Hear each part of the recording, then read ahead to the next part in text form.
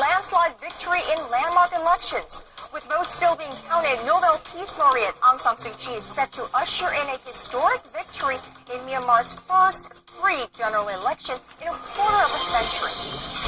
A shortcut across the top of the world. Korea and Iceland agreed to boost cooperation in the Arctic region and explore a shorter trade route across the North Pole. And back on track.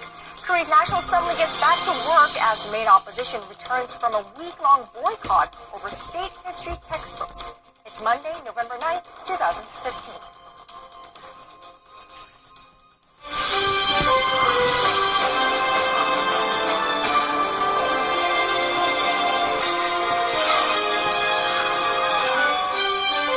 Good evening to you. I'm Moon Gun-young. This is Arirang News Center.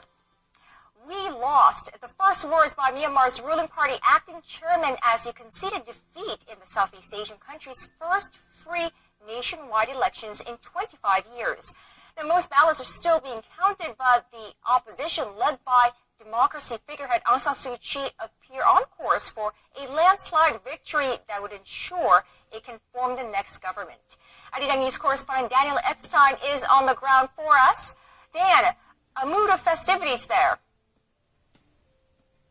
The NLD fans are going wild, as you can see, and here they haven't even received the official results, but in their mind, they've already won. They've received 70% of the parliamentary seats, and that number keeps on changing as we're getting more results coming in. The official results by the UEC, they say, will only come in tomorrow, but in the minds of the Aung San Suu Kyi NLD party's supporters, it's already a victory. Now, countries around the world have sent in letters of praise saying, congratulations Myanmar, you've held great open free democratic elections and you're on a new path. And as evidenced by the people behind me, they are ecstatic about the change which they feel is happening, and this is a key moment for that change. Back to you. And Arirang News will keep you posted on the final results of Myanmar's landmark parliamentary elections as we get them. Thank you, Dan. That was Daniel Epstein reporting from Yangon, Myanmar.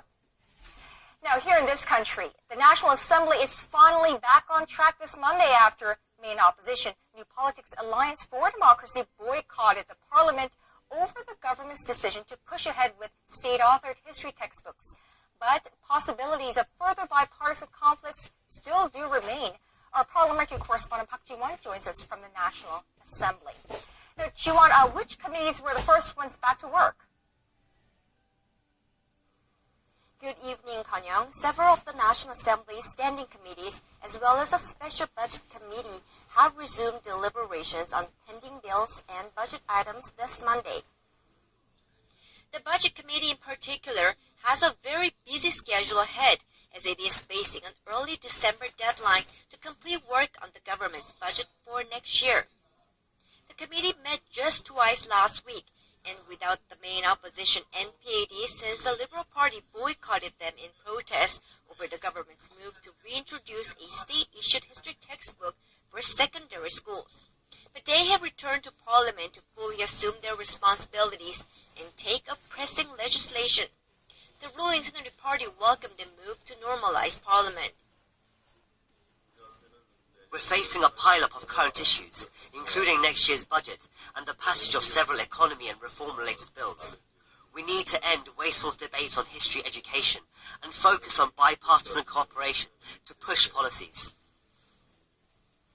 The main opposition NPAD remains adamantly against the government's decision to bring back state-issued history textbooks, but now is taking a two-track approach. While the Liberal Party will cooperate on legislative duties, it plans to continue protesting the issue. And their concern and criticism continued on Monday. The current administration is trying to enforce conformist history education on our children, but it is going to destroy students' creativity.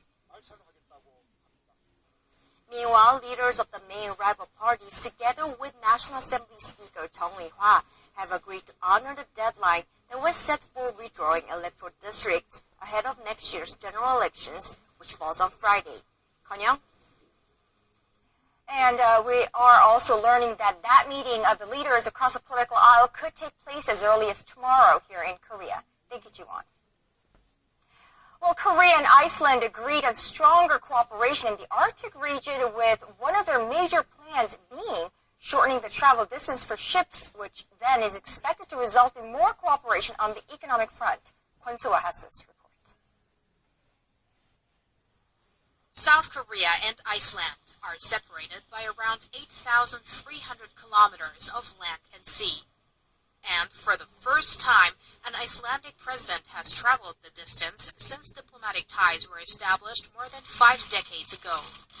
On Monday, President Park Geun-hye and President Olafur Ragnar Grimsson held summit talks at the presidential office of Cheongwade.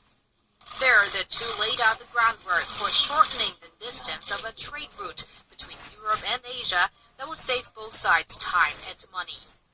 They discussed a North Pole route that would reduce shipping time between Korea's southern port city of Busan to the Netherlands' southern city of Rotterdam by over 30%. Compared to the conventional route through the Indian Ocean and Suez Canal, it would be a drop from 40 to 30 days. This would provide Korea and Iceland a good opportunity to boost trade.